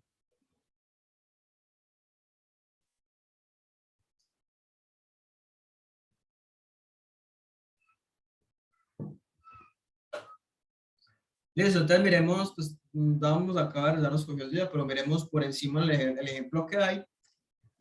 Igual se los mando ahora solucionado y el viernes lo socializamos la solución, pues para que no nos quede así mucho hoy. Pero podemos mirarlo a ver qué tal es este. Creo que también lo habíamos hecho antes del paro. Este es un ejemplo tipo 1. Si solo hay uno, solo hay uno. Ejercicio 1 dice, desde el sótano hasta el segundo piso de un edificio circula agua a 60 Fahrenheit. Ya aquí está información de fluido newtoniano, agua, y el 60 Fahrenheit y el tipo de fluido me va a permitir que yo en una fuente externa determine la otra información que no me dan. O sea, era ahí, pues no lo he terminado de leer, pero ya ahí dice agua 60, es porque no nos va a dar de manera puntual o directa la densidad o la viscosidad. Pero ya nos diciendo los agua 60, pues usted ya puede ir a una tabla y buscar esa información que necesita, esas propiedades. Bueno, vamos a ver. Circula agua a 60 Fahrenheit por una tubería de cobre. Ya ahí me dicen el material de la tubería de cobre y me dicen tubo estirado, ground tubing. Cuando dice tubo estirado o ground tubing es porque hay diferentes tipos de cobre, como hay diferentes tipos de acero. Pero esa información que me digan que es una tubería de cobre, que es un tubo estirado, el estirado es como la forma como se fabricó el tubo. A partir de, digamos, un diámetro determinado, se hizo como la reducción o el ajuste del diámetro y se ve como estirando. Es como un proceso mecánico que se le hace a esas tuberías.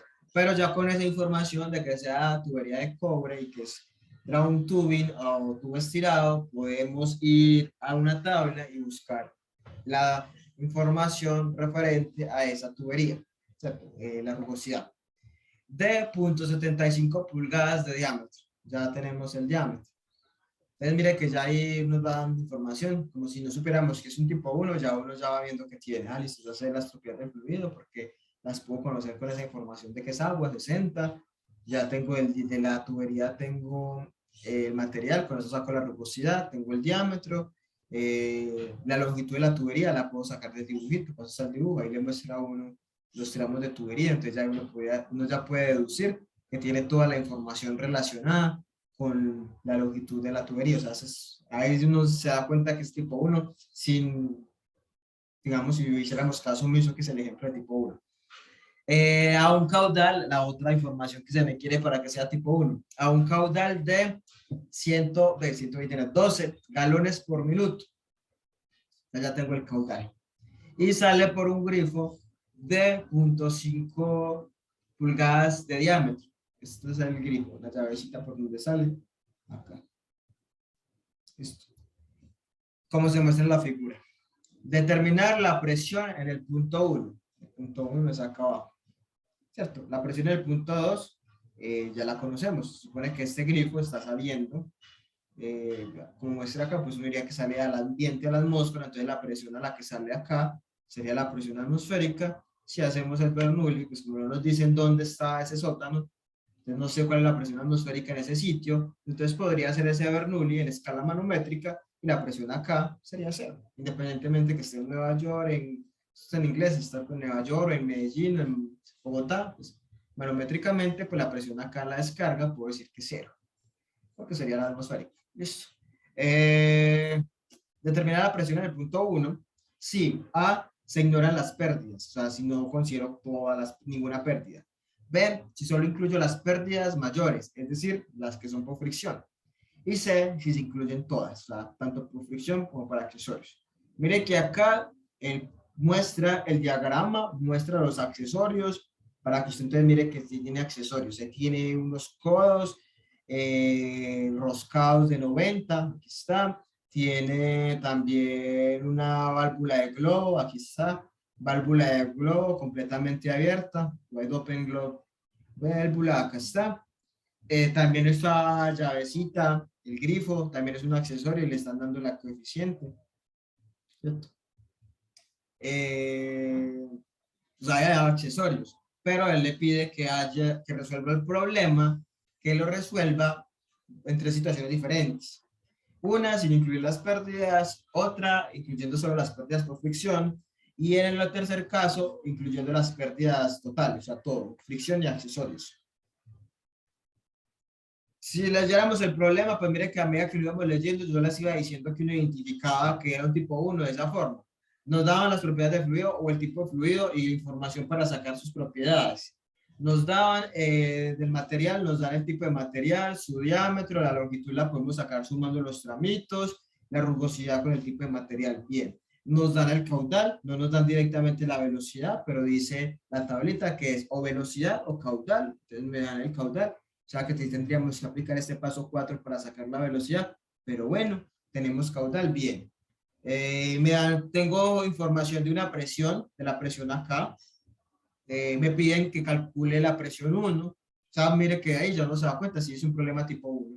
O sea, si no supiéramos, ya uno diría, tengo propiedades del fluido, tengo características de la tubería, tengo las condiciones de flujo o el caudal o la velocidad, tengo el caudal. ¿Qué desconozco? Una de presión.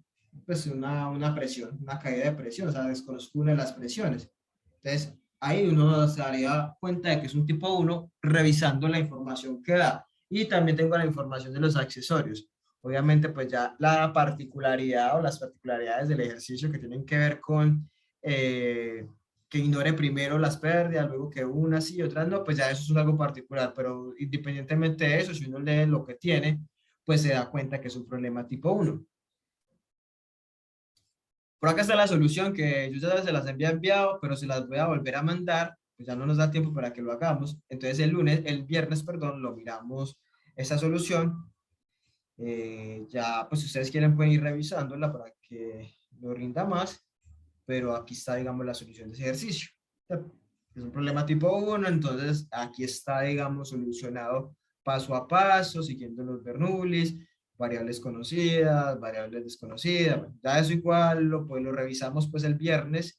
También ya creo que ya lo habíamos socializado antes del paro, pero acá está el paso a paso, entonces acá saldría pues todo. Aquí están las respuestas. Si ignoro las pérdidas, si tengo pérdidas mayores, o sea, solo las de fricción, y si solo tengo las pérdidas pues si tengo todas, ¿cierto? Es un problema sencillo, mejor dicho. Entonces, eso se los envío ahora nuevamente, y el viernes, entonces, empezamos pues nuevamente retomando ese ejercicio. Como es un nuevo tipo 1, no nos vamos a demorar mucho, yo creo, en él. Básicamente es como también para mostrarles de dónde puedo leer la información adicional. Y empezamos los tipos 2, que esos sí son completamente nuevos y esos sí son iterativos, que en eso sí ya de pronto hay que tener en cuenta cómo itero o qué criterio utilizo yo para saber que el problema ya cerró. Que ahí sí ya prácticamente, ahí sí ya es nuevo, porque eso sí no lo habíamos hablado antes. Esto sí lo habíamos visto los tipo 1, de pronto algunos sí se recuerdan, pero entonces ya los tipo 2, esos sí son completamente nuevos, a diferencia pues de los grupos que ya les he ido explicando hoy un poquito cómo calcular el diámetro. No sé si tengan preguntas, comentarios, dudas, inquietudes, cosas que no les haya quedado claras.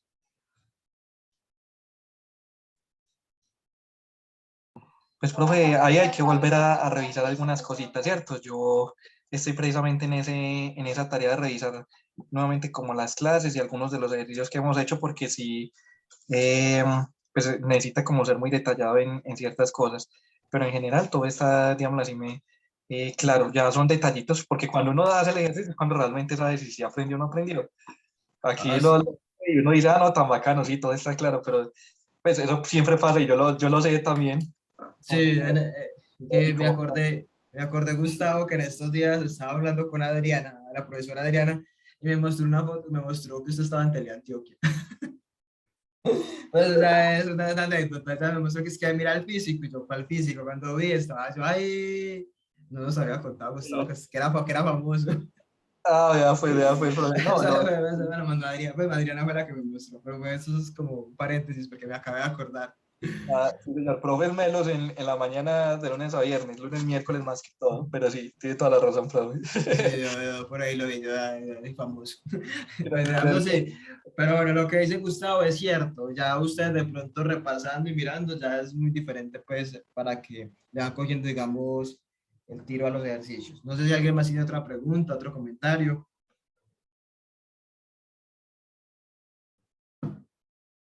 Profe, para preguntarle algo, pero es más como de diseño. Es para preguntarle que si es necesario colocar uniones en los codos.